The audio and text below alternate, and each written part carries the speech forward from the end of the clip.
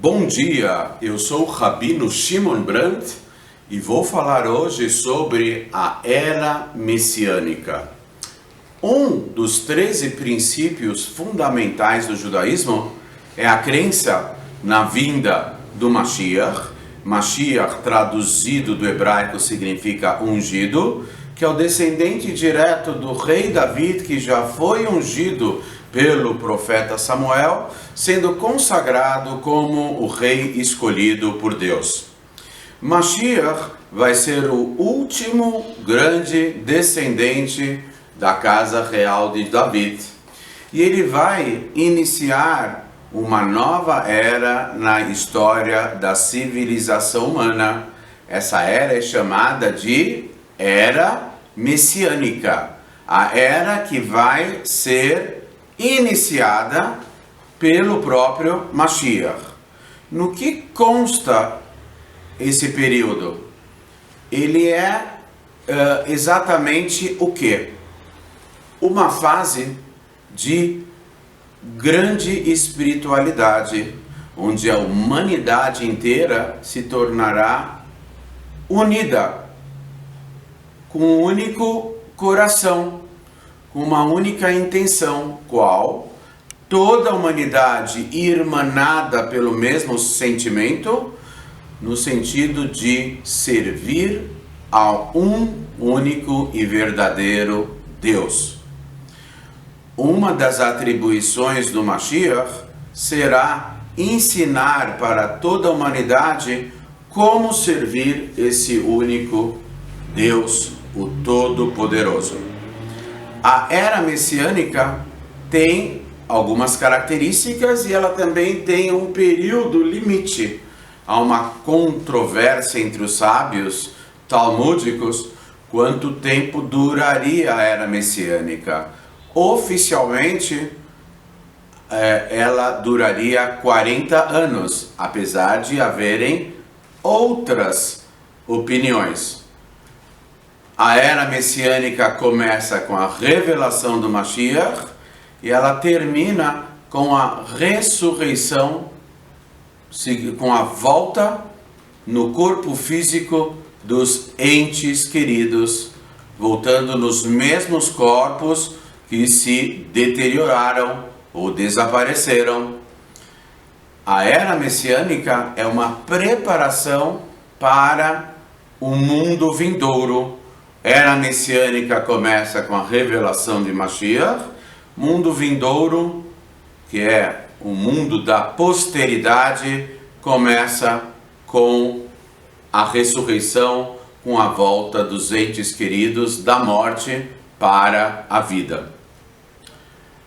Na Era Messiânica haverá muita fartura de bens materiais que só será excedida pelo mundo vindouro. Na Era Messiânica, o terceiro templo em Jerusalém, será reconstruído pelo próprio Mashiach. Na Era Messiânica, todo o povo de Israel estará localizado dentro da terra de Israel. E todas as mitzvot da Torá, os preceitos bíblicos, serão reativados em seu pleno vigor, porque presentemente não se pode cumprir todas as mitzvot, todos os preceitos, porque uma boa parte deles é condicionada a esses dois aspectos: ao templo estar de pé e ao povo de Israel estar todo reunido, residindo na terra de Israel. Quando Deus prometeu a terra tão especial de Israel para o primeiro patriarca, Abraão, a terra prometida, a terra sagrada, the Holy Land, como se fala em inglês. Quando Deus prometeu essa terra, Deus, o Todo-Poderoso, quis presentear ao Abraão, o primeiro judeu, 10 terras diferentes, que originalmente eram de 10 povos diferentes.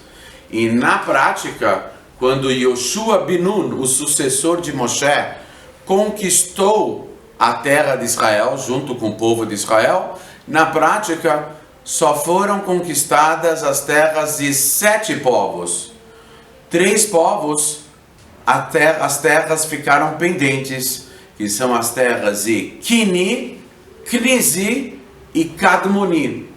Esses 3 povos, futuramente, a terra deles também será agregada à terra de Israel, conforme a promessa do Eterno a Abraão, o patriarca, o primeiro judeu.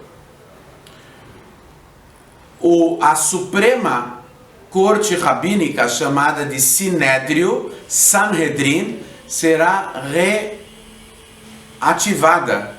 A recomposição será recomposta à Suprema Corte, que originalmente era composta de 71 juízes rabínicos.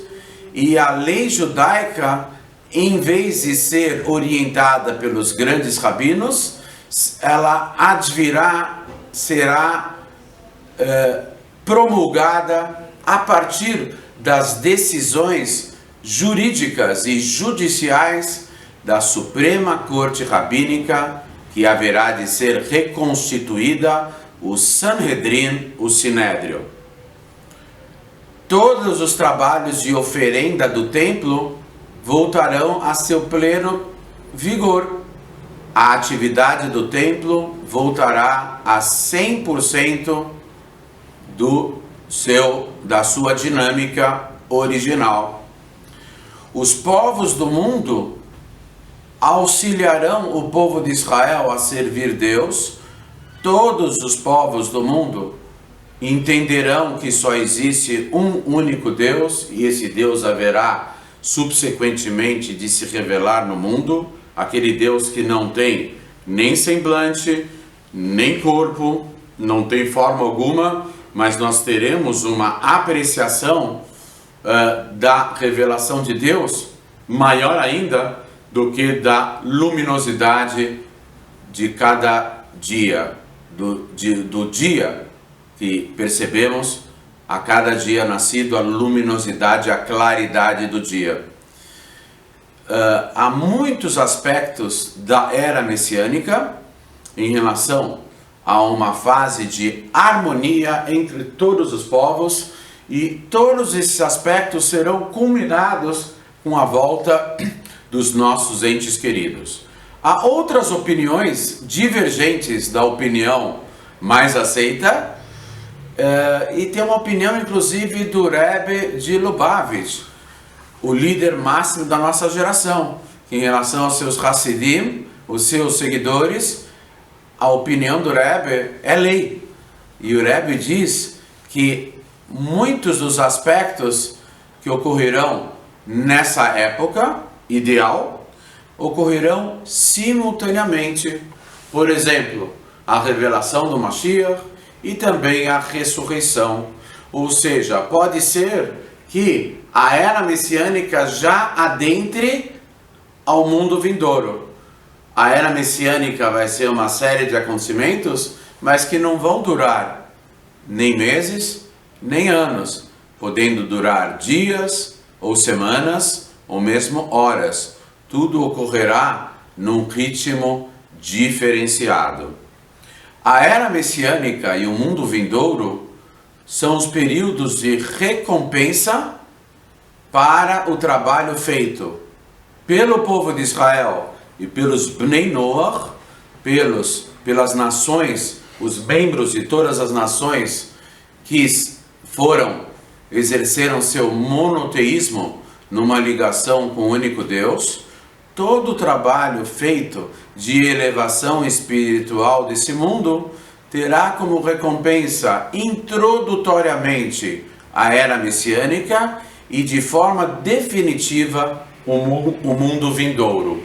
Mas já existe um conceito do mundo da recompensa no paraíso espiritual, onde a alma se entretém com a sabedoria infinita de Deus e fica resplandecendo diante da luminosidade infinita de Deus nos mundos espirituais.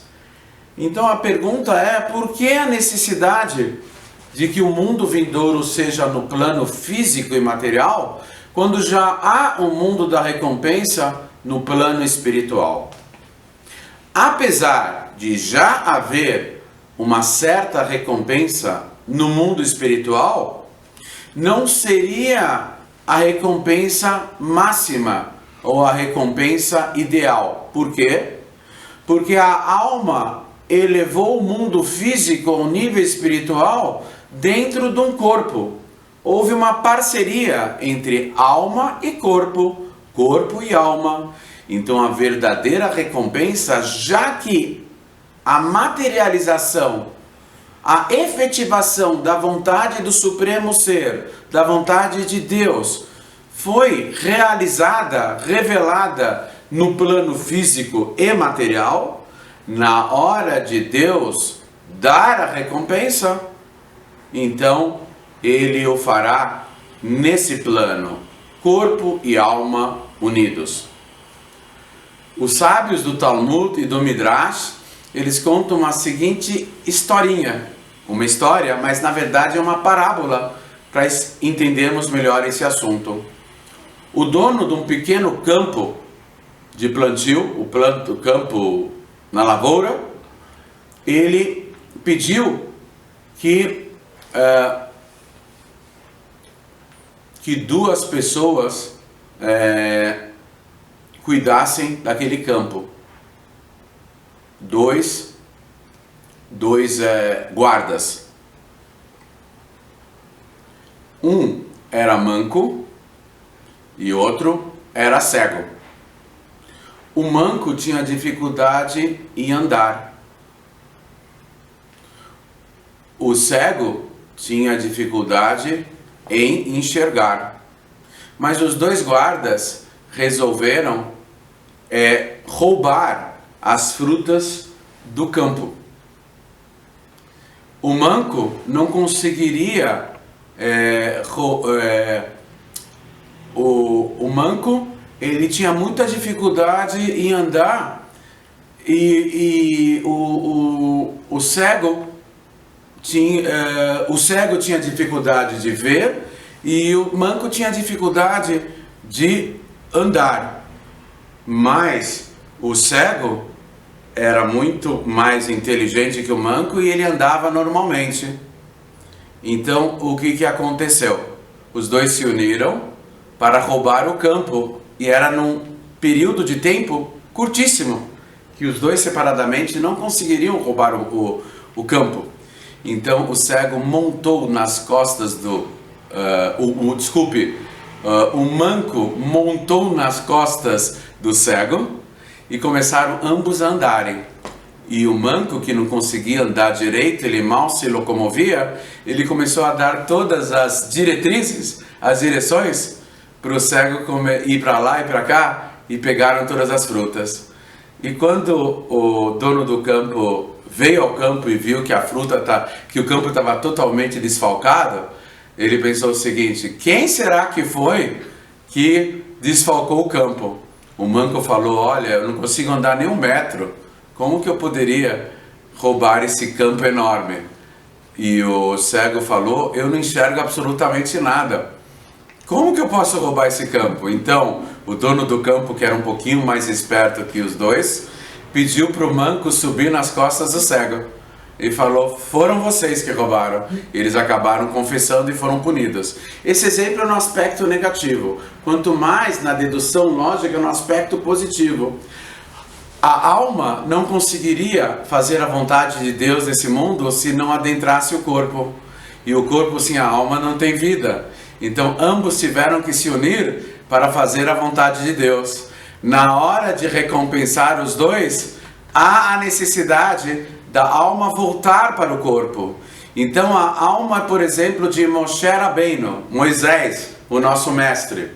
Moshe está se elevando no paraíso. Existe um conceito místico, cabalístico, de que a alma se eleva 3 vezes, entre aspas, por dia no paraíso. É um outro conceito de tempo, 3 vezes por dia. No ano, são 365 dias do ano solar, 355 dias do ano judaico.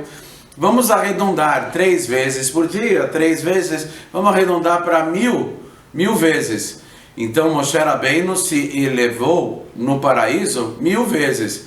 Ele já faleceu, arredondando também, há 3.300 anos. Significa que Moisés, o nosso mestre, já se elevou dentro do paraíso 3.300.000 vezes. Eu brinco dizendo que a cabeça do Moisés, está quase rente ao teto do paraíso, está quase batendo no teto do paraíso.